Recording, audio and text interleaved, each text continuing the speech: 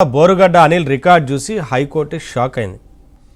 అయితే తాజాగా బోరుగడ్డ అనిల్కి సంబంధించి కూడా సోషల్ మీడియాలో ఏ రకంగా మాట్లాడింది ఇవన్నీ అందరికీ తెలుసు. కేసు నమోదైంది, అరెస్ట్ అయ్యారు, జైలుకు తరలించారు.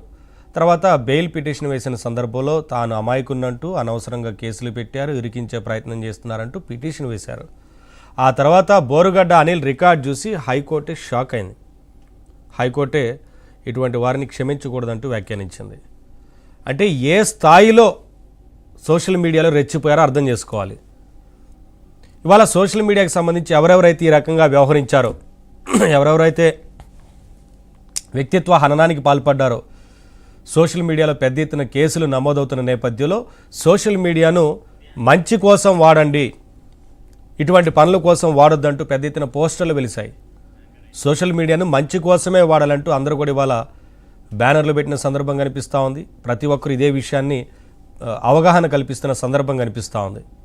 కానీ గత 5 ఏళ్లుగా ఇతర పార్టీలకు సంబంధించిన వారు కావచ్చు, గతంలో వైసీపీ ప్రభుత్వాన్ని ఎవరైతే విమర్శలు చేస్తూ, ఎవరైతే వారికి సంబంధించి ప్రభుత్వం చేస్తున్న తప్పుల్ని ఎత్తి చూపారో ఆ రోజున వారిపైన, వారి కుటుంబ సభ్యులపైన, స్త్రీలపైన, అందరిపైన